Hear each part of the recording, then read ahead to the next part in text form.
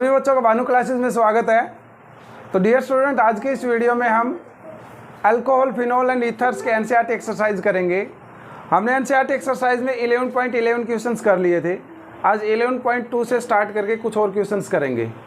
तो 11.2 क्वेश्चन जैसा आपके सामने लिखा हुआ है, 11.2 नहीं 12 क्वेश्चन कि you are given benzene, concentrated H2SO4 and sodium hydroxide. Write the equation for the preparation of phenol using this reagent. यानी कि इस जो चीज़ अपने को दे रखी है, यानी कि H2SO बेंजीन दे रखा है, H2SO4 दे रखा है और सोडियम हाइड्रोक्साइड, अपने को क्या प्रिपेयर करना है? अपने को प्रिपेयर करना है बच्चों फिनोल। तो देखो, सबसे पहले बेंजीन दे रखा है, बेंजीन ले लिया।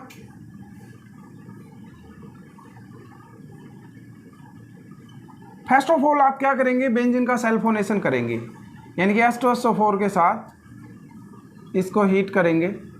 जैसे H2SO4 के साथ इसकी रिएक्शन होगी, ये बनेगा benzene sulphonic acid, benzene sulphonic acid SO3H। It's called sulphonation. यानी कि बेंजीन का सबसे पहले सल्फोनेशन कर देना है। सल्फोनेशन क्या होता है? सल्फोनिक एसिड ग्रुप को इंट्रोड्यूस कर देना, सल्फोनेशन कहलाता है। तो बन गया benzene sulphonic acid, benzene sulphonic acid. अब बच्चों क्या करेंगे? हम इसमें सोडियम हाइड्रोक्साइड डालेंगे, सोडियम हाइड्रोक्साइड।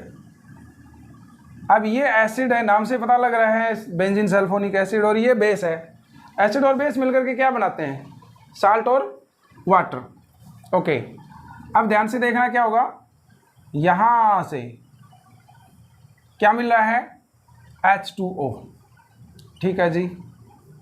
अब वहाँ से H हटा है, ये सोडियम बचा हुआ है, जुड़ जाएगा वहाँ जाकर के H की जगह। तो सोडियम जोड़ देता हूँ H की जगह। It's called sodium benzene sulphonate. क्या नाम है इसका? Sodium benzene sulphonate, sodium benzene sulphonate, sulfonate.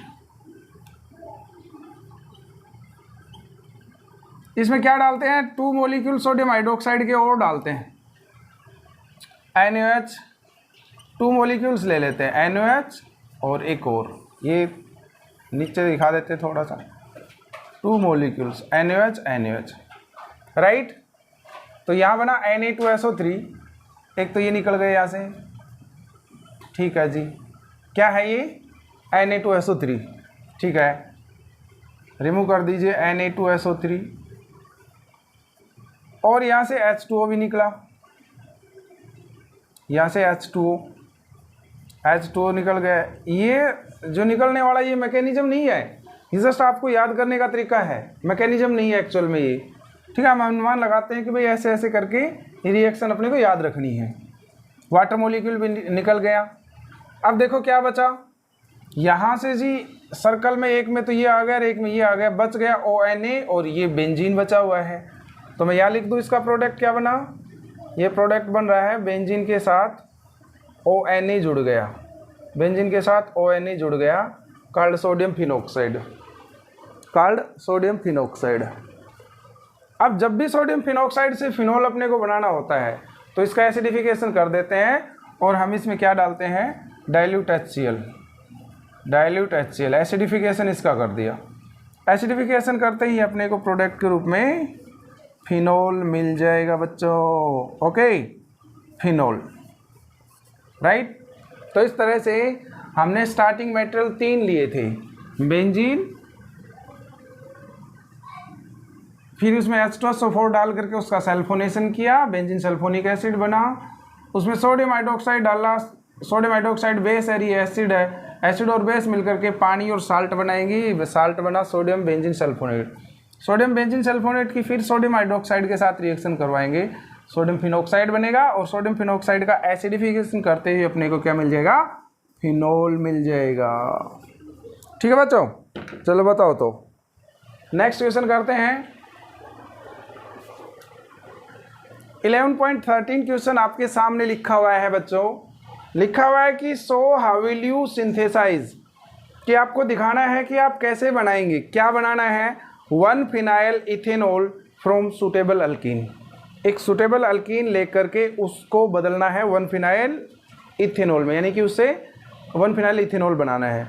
दूसरा पार्ट इसका cyclohexyl methanol using alkyl halide by SN2 reaction, यानी कि SN2 मैकेनिज्म की सहायता से, SN2 रिएक्शन की सहायता से अपने को बनाना है साइक्लोहेक्साइल मिथेनॉल। ओके। और तीसरा क्या है? पेंटेन 1 ओल using a suitable alkyl halide. Pentane 1 ओल भी बना करके दिखाना है अल्काइल हैलाइड यूज करते हुए। चलो स्टार्ट करते हैं। फर्स्ट पार्ट इसका बहुत सिंपल है। देखो, जब भी आपको कोई चीज़ बनानी हो, सिंथेसाइज करना हो, कन्वर्जन करना हो, तो देखना होता है कि कहाँ से कहाँ पहुँचना है अपने को। बीच वाले स्टेप्स अपने आप याद आ जाएंगे। देखिए कि कह रहा है कि 1 फिनाइल इथेनॉल तक मेरे को पहुँचना है।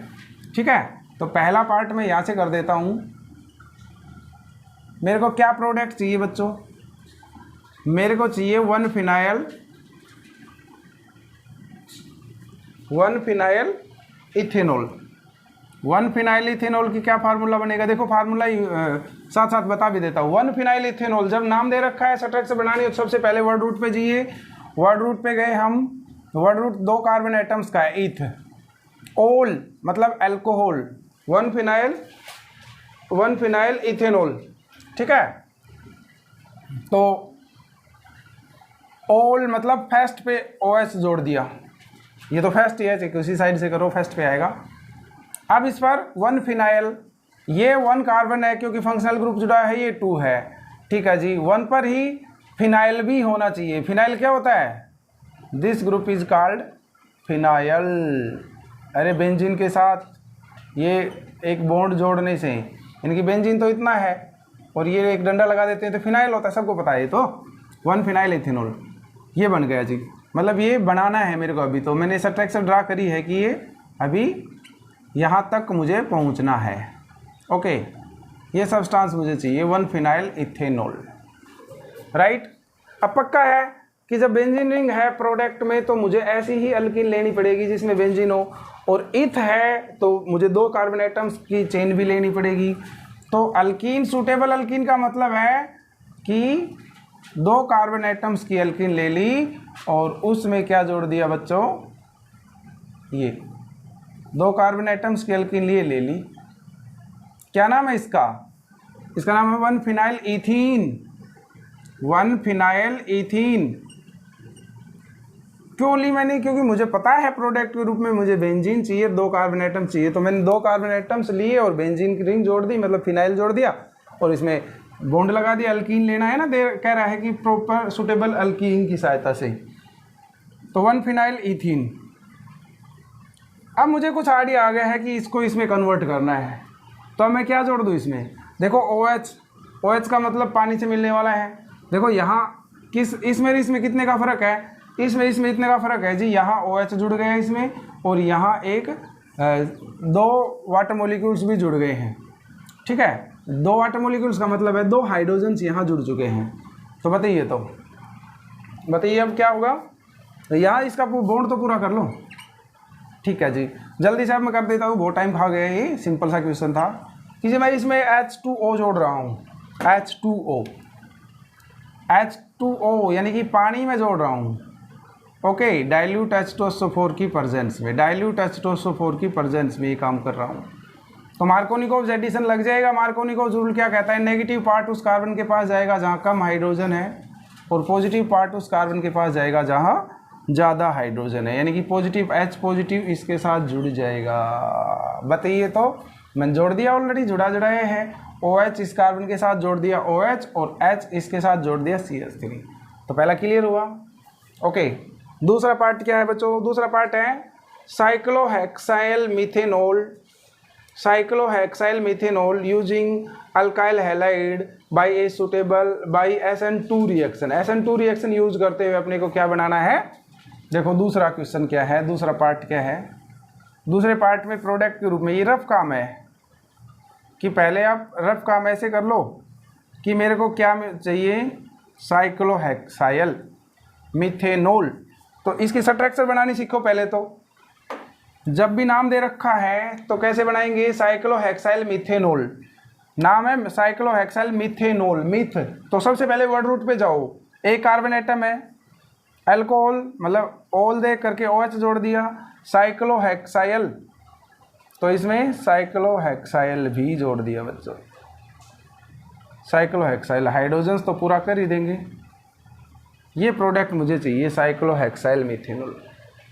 अब मुझे इतना भी पता है कि ये SN2 मैकेनिज्म से, SN2 मैकेनिज्म का मतलब क्या है, SN2 कह करके इसने क्या कर दिया, ये आपको पता है कि SN2 मैकेनिज्म में रिएक्टिविटी का ऑर्डर ये होता है कि जो प्राइमरी अल्काइल हैलाइड है वो जल्दी रिएक्शन करते हैं, जल्दी बन जाते हैं, और टर्सरी सबसे कम। तो इसका मतलब है कि मुझे प्राइमरी अल्काइल हैलाइड ले लेना है, SN2 कह करके इसने ये कहा है कि प्राइमरी अल्काइल ले लियो, प्राइमरी अल्काइल हैलाइड ले लें। अब क्योंकि साइक्लिक है तो मैं साइक्लिक अल्काइल हैलाइड ले आऊँगा।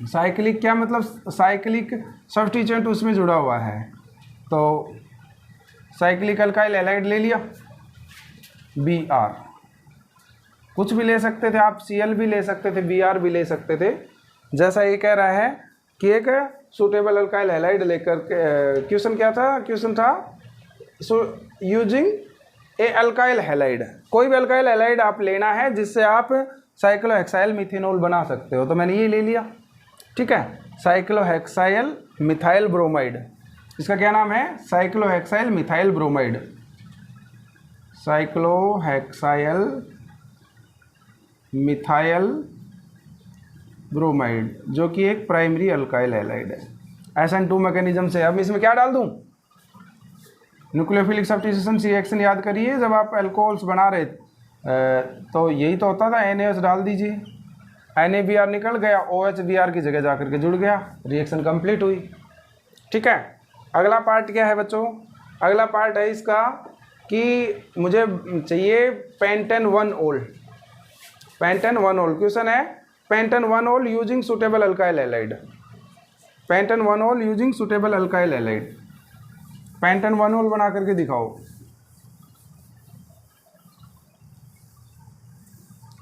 देखो प्रोडक्ट के रूप में क्या चाहिए, पेंटेन 1 ओल, पेंट मतलब 5 कार्बन एटम्स, तो 5 कार्बन एटम्स का एक अल्कोहल है,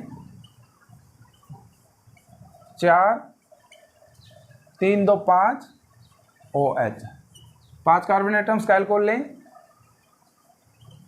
ये बन गया जी 5 कार्बन एटम्स का अल्कोहल।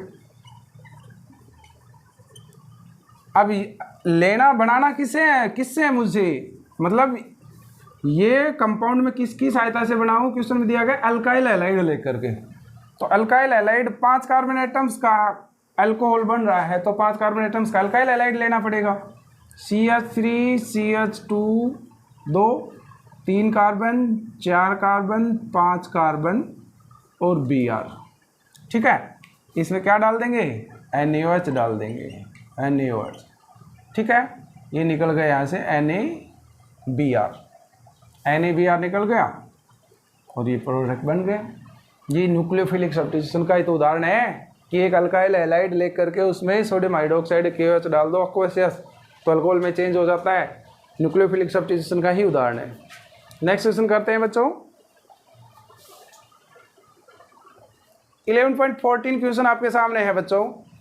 क्वेश्चन है give 2 reactions that show the acidic nature of phenol and compare it's acidity with that of ethanol. मुझे 2 रिएक्शंस देनी है जिससे फिनोल की एसिडिक प्रॉपर्टी शो होती हो, और फिर इस फिनोल की एसिडिक कैरेक्टर या एसिडिटी इथेनॉल के साथ कंपेयर करके बतानी है कि ज़्यादा है या कम है इथेनॉल से। तो पहले तो इसकी एसिडिक नेचर दिखाते हैं। अब किसी भी कंपाउंड की एसिडिक नेचर, अब एसिड्स की प्रॉपर्टी में आपने पढ़ा है 10th लेवल में भी कि एसिड्स भाई एक्टिव मेटल्स के साथ रिएक्शन करके क्या बनाते हैं, हाइड्रोजन गैस बनाते हैं। यानी कि मैं किसी सब्सटेंस में एक्टिव मेटल्स डाल लूँ और हाइड्रोजन निकलती है, इसका मतलब दिया गया सब्सटेंस एसिडिक है, क्योंकि एसिड ही हाइड्रोजन गैस बनाते हैं एक्टिव मेटल्स के साथ रिएक्शन करके, यानी कि जो हाइड्रोजन से ऊपर उन मेटल्स के साथ रिएक्शन करके, ठीक है, समझ गए। यानी कि मुझे एसिडिक नेचर दिखाने के लिए उसमें मेटल डाल देनी है, हाइड्रोजन निकली तो समझ जाना वो एसिडिक नेचर का है। तो चलो स्टार्ट करते हैं। पहली reaction with sodium, active metal डाल करके देख लेते हैं कि फिनोल लिया, फिनोल, इसमें सोडियम मेटल डाल देते हैं बच्चों, सोडियम, ठीक है। बताओ तो अब सिंपली अपने को क्या करना है बच्चों, सिंपली इस सोडियम को यहाँ जोड़ देना है, हाइड्रोजन भाग जाएगा वहाँ से, और हाइड्रोजन भागा तो क्या बना, हाइड्रोजन वहाँ से भाग चुका है और वहाँ जुड़ गया Na। हाइड्रोजन बेचारा अकेला है, अब अकेला तो कुछ होता नहीं है, H2 तो हमने देखा हाइड्रोजन। अब ये दुगना किया है तो इसको भी दुगना करो, और इसको दुगना ऐसे थोड़ी ना कर सकते हैं कि यहाँ दुगना कर दिया, किसी का फार्मूला थोड़ी चेंज कर सकते हैं, हमने कोफिशिएंट चेंज कर सकते हैं, तो 2 यहाँ लगा दिया हमने। ऐसा इसलिए लगाया ताकि हाइड्रोजन को दुगना कर सके, ठीक है जी। हाइड्रोजन का तो हो गया, लेकिन वहाँ 2 लगाने से फिर ये जो रिंग वाला सिस्टम है ये दुगना हो गया, तो यहाँ भी 2 लगाइए, ओके। अब यहाँ आपने 2 लगा दिया तो सोडियम भी इधर 2 हो गया, तो यहाँ भी आप 2 लगा दीजिए, ठीक है। यानी कि ये बैलेंस करने का तरीका है। बस बेसिक बात तो यही है कि जो भी मेटल डालोगे वो फिनोल के H को हटा करके खुद जुड़ेगी, हाइड्रोजन बन जाएगा, और फिनोल के H हट करके वो मेटल जुड़ जाएगी, ये सोडियम फिनोक्साइड बन गया। एक तो एसिडिक नेचर को प्रूव करती ये है। दूसरा, किसी भी एसिड को प्रूव करना है तो उसमें बेस डाल करके देख लीजिए, एसिड और बेस मिल करके क्या बनाते हैं, साल्ट और वाटर की फॉर्मेशन करते हैं, ठीक है। तो इसमें भी यदि ऐसा ही होता है तो एसिडिक नेचर प्रूव हो जाएगी। तो हम इस सोडियम हम इसमें एक बेस डाल करके देखेंगे, यानी कि जो फिनोल है उसमें बेस डाल लें, फिनोल लिया, बेस डाला NaOH, साल्ट और वाटर बन गया इससे। कैसे साल्ट और वाटर बना, देखो NaOH यहाँ से H2O निकल गया और ये Na वहाँ जा कर के जुड़ गया, जो कि एक साल्ट है, कॉल्ड सोडियम फिनोक्साइड। इस साल्ट का क्या नाम है, सोडियम फिनोक्साइड, और H2O। तो इन दोनों रिएक्शन से एसिडिक नेचर फिनोल प्रूव होती है, क्योंकि एसिड्स नेचर प्रूव करने के लिए हमें पता है कि एसिड्स मेटल के साथ रिएक्शन करके हाइड्रोजन बनाते हैं, बन गई सोडियम डालते ही, इसका मतलब फिनोल एसिडिक नेचर है। दूसरा, बेस डाल करके देखेंगे, यदि साल्ट और वाटर बन गया तो दिया गया सब्सटेंस क्या है, एसिडिक है। तो हमने फिनोल में दिए गए सब्सटेंस में सोडियम हाइड्रोक्साइड डाला और हमें साल्ट और वाटर मिल गया, तो this reaction acidic nature prove करती है फिनोल की। अब इसी में अगला क्वेश्चन है, इसी में पूछ रहा है कि इस फिनोल की एसिडिक नेचर, एसिडिटी कंपेयर करिए इथेनॉल के साथ। ठीक है जी, कंपेयर करते हैं। देखो, आप फिनोल की तुलना करते हैं एक बार। फिनोल में रेजोनेंस होता है, ठीक है भाई, फिनोल में रेजोनेंस होता है, ध्यान से समझना इसकी। फिनोल में रेजोनेंस, ये ओरिजिनल स्ट्रक्चर है फिनोल के, ठीक है। इसमें रेजोनेंस दिखिए, रेजोनेंस किस तरह से, किसी एक इलेक्ट्रॉन यहाँ आएगा तो ये वाला इलेक्ट्रॉन, इनमें से कोई दो डबल बॉन्ड है ना, एक इलेक्ट्रॉन पेयर यहाँ आगे शिफ्ट हो जाएगा कॉर्नर पे। बहुत गलती करते हैं बच्चों, यहाँ से यहाँ दिखाते हैं, यहाँ से किसी को मन में आए उसी कॉर्नर पे, कोई नियम होता है उसी हिसाब से जाते हैं। तो इनमें से कोई एक इलेक्ट्रॉन पेयर जो है यहाँ आएगा। यहाँ आने के कारण क्या होगा बच्चों, बताओ, यहाँ आने के कारण क्या नुकसान हो रहा है कि इसको आगे शिफ्ट होना पड़ रहा है। जैसे ही एक इलेक्ट्रॉन पेयर यहाँ आएगा, मैं बता देता हूँ कि ऐसे लग जाएगा, तो यहाँ जो कॉर्नर पे जो कार्बन है, जो आपको ब्लैक डॉट में दिखाई दे रही है, उस कार्बन के कितने बॉन्ड हो गए, काउंट करो, 1 2 3, ये तो बाद की बात है, पहले उसी का हिसाब कर लो कि इसको क्यों आना पड़ा। एक इलेक्ट्रॉन यहाँ आया, डबल बॉन्ड बनाएगा, डबल बॉन्ड होते ही इस कार्बन के 5 बॉन्ड हो गए, 1 2 3 4 5। तो बेचारे को मजबूरी में जो है आगे जो बॉन्ड है उसको शिफ्ट होना पड़ेगा कॉर्नर पे। समझ में आया? ठीक है जी, शिफ्ट कर दो इसको। ये और ये अभी एज इट इज़ है, यहाँ तक इलेक्ट्रॉन्स का सर्कुलेशन नहीं पहुँचा है। ये इलेक्ट्रॉन पेयर यहाँ कॉर्नर पे आ गया है, और वहाँ डबल बॉन्ड हो चुका है O, और एक इलेक्ट्रॉन पेयर आ गया तो यहाँ पॉजिटिव चार्ज आ गया, राइट। अब मैं इस H को बॉन्ड के रूप में दिखा देता हूँ। बॉन्ड तो बना ही रखा है, H ने नहीं दिखाया तो अलग बात है, H तो है ही, बॉन्ड तो है इनके बीच में, ठीक है जी। अब जो एक इलेक्ट्रॉन पेयर है वो यहाँ, क्योंकि किसी पर भी इलेक्ट्रॉन पेयर आ जाता है मतलब नेगेटिव चार्ज आ जाता है तो अनस्टेबल हो जाता है, तो जल्दी से अपने चार्ज को रिमूव करने की कोशिश करेगा। तो ये जो कॉर्नर पे जो कार्बन है ये इन इलेक्ट्रॉन पेयर्स को क्या करेगा, ये इलेक्ट्रॉन पेयर्स को क्या करेगा, आगे शिफ्ट कर देगा। आगे का मतलब यहाँ मत लगा देना, बच्चे बहुत गलती करते हैं, मतलब वो इन दो कार्बन एटम्स के बीच में बॉन्ड को शिफ्ट कर देगा, मतलब कि इलेक्ट्रॉन पेयर को शिफ्ट कर देगा। जैसे ही ये इलेक्ट्रॉन पेयर यहाँ आएगा, मैं बता देता हूँ, रेड कलर में दिखा देता हूँ आपको कि एक इलेक्ट्रॉन पेयर यहाँ आएगा और ये वाला कॉर्नर वाला यहाँ आएगा। तो इस कार्बन के कितने बॉन्ड हो गए जो आपको रेड में नज़र आ रहा है, इस कार्बन के 4 तो आप देख ही पा रहे हैं, 1 2 3 4, और एक हाइड्रोजन भी तो जुड़ा है, प्रत्येक कॉर्नर पे हाइड्रोजन भी तो है, इसको छोड़ करके, इस वाले को तो हटा करके वह जुड़ ही चुका है। तो बाकी के जो 5 कॉर्नर्स है वहाँ हाइड्रोजन प्रेजेंट है। तो टोटल कितने बॉन्ड हो गए, 5 बॉन्ड हो गए जी। तो अब 5 तो कार्बन बनाता नहीं है, इसलिए क्या करेगा, एक इलेक्ट्रॉन पेयर आगे शिफ्ट कर देगा, ठीक है। तो एक बार एरो मार्क दिखाओ दो, उनका क्या प्रभाव हुआ अगली सब्ट्रैक्शन में दिखाना। एक में सबको नहीं कर देना कि भाई एक में एरो मार्क दिखा दिया, एक में बॉन्ड बना दिया, एक में सब कुछ बना दिया। तो यहाँ बताइए, तो बताओ ऐसा हुआ जी,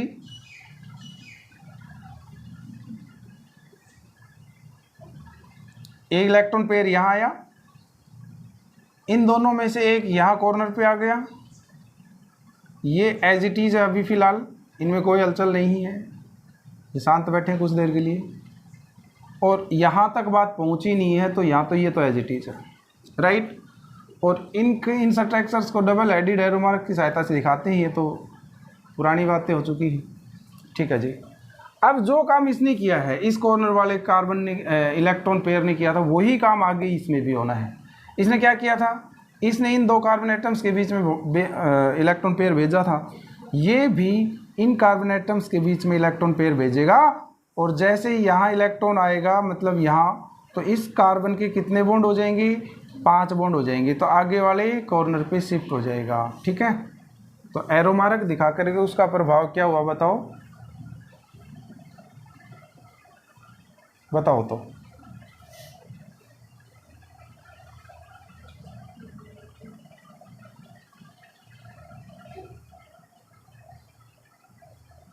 राइट, ये हुआ। जो काम इसने किया है वो यही यहाँ पर भी होगा। क्या होगा, किसी एक इलेक्ट्रॉन पेयर जो यहाँ है वो यहाँ आ जाएगा, तो ये वापसी अपने घर पर चला जाएगा, इधर से तो आया था ये। बताओ तो क्या बना, ये बना ऐसे, ये इलेक्ट्रॉन पेयर यहाँ इन कार्बन एटम्स के बीच में आ गया, तो ये वापसी गया था, ठीक है जी। और ये एक इमेजिनरी फिनोमिना है, इमेजिनरी है, रेजोनेंस इज इमेजिनरी फिनोमिना। हम अनुमान लगाते हैं कि इलेक्ट्रॉन पेयर यहाँ आ जाएगा, यहाँ आ जाएगा, यहाँ जाएगा, ये रुक थोड़ी नहीं जाएगी, बिल्कुल प्रोसेस चलती रहेगी, इमेजिनरी है तो इमेजिनेशन चलती रहेंगी, तो ये होने के बाद फिर से वो प्रक्रिया चलती रहेगी। तो एक्चुअल में इस रेजोनेंस सब्ट्रैक्शन का वैसे भी 2 नंबर में कई बार आता है, फिनोल की रेजोनेंस सब्ट्रैक्शन होती है, यहाँ भी नीड पड़ गई अपने एक एसिडिक नेचर बताने के लिए। देखो रेजोनेंस के कारण आप क्या देख पा रहे हैं, रेजोनेंस के कारण आप देख पा रहे हैं कि यहाँ ऑक्सीजन के ऊपर पॉजिटिव चार्ज आ गया, देखिए ऑक्सीजन के ऊपर पॉजिटिव चार्ज आ गया। जैसे ही ऑक्सीजन के ऊपर पॉजिटिव चार्ज आया वो इस बॉन्ड को तोड़ेगा, और जैसे ही इस बॉन्ड को तोड़ेगा ऑक्सीजन अपने इलेक्ट्रॉन्स पूरा करने के लिए H पॉजिटिव जल्दी रिलीज हो जाएगा, और जो जल्दी H पॉजिटिव देते हैं वो स्ट्रॉन्ग एसिड होता है, और जो लेट देते हैं वो वीक एसिड हो गया। यानी कि जो जितना जल्दी H पॉजिटिव रिलीज होता है वो एसिडिक स्ट्रेंथ उसकी ज़्यादा है। तो यहाँ फिनोल्स में आप क्या कहेंगे, आप कंपेयर कर रहे हो इथेनॉल की और फिनोल की, तो आप कहेंगे कि फिनोल जो है ना ज़्यादा एसिडिक है, फिनोल जो है ज़्यादा एसिडिक है इथेनॉल से। ऐसा इसलिए क्योंकि फिनोल में रेजोनेंस है, और रेजोनेंस के कारण ऑक्सीजन पर पॉजिटिव चार्ज आ गया, यानी कि कमी हो गई इलेक्ट्रॉन्स की। और जैसे ही वो इलेक्ट्रॉन्स की कमी को पूरा करने के लिए हाइड्रोजन वाले बॉन्ड को तोड़ेगा, आसानी से H पॉजिटिव रिलीज हो जाएगा। इसलिए फिनोल्स का एसिडिक कैरेक्टर अल्कोहल से, चाहे इथेनॉल हो चाहे मिथेनॉल, कोई भी अल्कोहल हो, फिनोल का एसिडिक कैरेक्टर ज़्यादा मिलेगा। ठीक है, कारण साफ साफ पता लग गया कि रेजोनेंस के कारण ऑक्सीजन पर पॉजिटिव चार्ज आ गया, पॉजिटिव चार्ज इस बॉन्ड को तोड़ेगा, आसानी से H पॉजिटिव रिलीज हो जाएगा। एक बात। दूसरी बात क्या है कि हम दोनों में यदि H हटा करके देख लें तो स्टेबल कौन सा है, दोनों से H हटा करके देख लें, दोनों का मतलब मेरा फिनोल से और इथेनॉल से। तो यहाँ करते हैं बच्चों, ये समझ में आ गया? ओके, इसको मिटा देते हैं 1 मिनट। अब हम दूसरा रीज़न बता रहे हैं कि भाई अल्कोहल और फिनोल्स में H हटाने के बाद ज़्यादा स्टेबल कौन सा है। जैसे ये फिनोल लिया,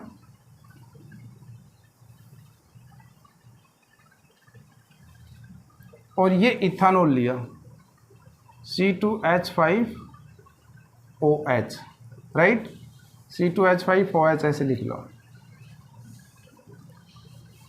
अब दोनों से H हटा करके देख लेते हैं। इससे H हटाया तो ये H भाग गया, यहाँ से भाग गया तो बदले में क्या दे गया, इलेक्ट्रॉन पेयर भी तो दे गया। वो H लेके थोड़ी गया है, क्योंकि ऑक्सीजन ज़्यादा इलेक्ट्रोनेगेटिव था, अपने बॉन्ड पेयर अपने पास रख लिया। तो ये बन गया सोडियम फिनॉक्साइड, ना सोडियम फिनॉक्साइड नहीं, केवल फिनॉक्साइड। ये बन गया फिनॉक्साइड आयन। और ये इसका H हटाओ, इसका H हटेगा तो क्या बनेगा बच्चों, इसके पास ये दो तो ओरिजिनल होते ही हैं, एक इसने ले लिया, H से H भगा दिया, हमने हटा करके रिमूव करके देखा है।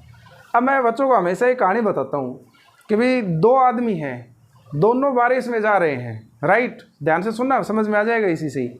2 आदमी हैं, 2 बारिश में जा रहे हैं, दोनों आदमी बारिश में जा रहे हैं, एक और दोनों की छतरी हटा करके हमने देख ली।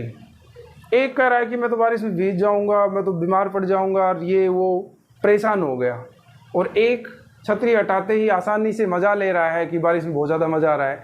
इट मीन्स कि वो छतरी हटा करके खुश था, वो बाद में भी स्टेबल हो गया, बाद में भी इंजॉय कर रहा है वो।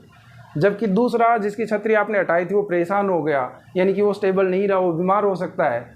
ऐसा ही यहाँ हुआ कि H आपने हटा करके देखा तो ये तो हटा करके खुश है, क्योंकि H हटने के बाद भी इसमें फिनॉक्साइड आयन में रेजोनेंस स्टेबलाइज्ड है, यानी कि ये रेजोनेंस की सहायता से स्टेबल है, रेजोनेंस स्टेबल है। जबकि जो इथोक्साइड आयन बना, not stabilised by the resonance, not stabilised by the resonance, इसमें रेजोनेंस नहीं है। यानी कि ये वही आदमी है जिसकी छतरी आपने हटा ली थी तो परेशान हो गया था, कह रहा था कि मेरी तो छतरी ला करके दो, मैं तो बीमार हो जाऊंगा। यानी कि ये H छोड़ करके खुश ही नहीं है, क्योंकि H छोड़ते ही तो अनस्टेबल हो जाएगा।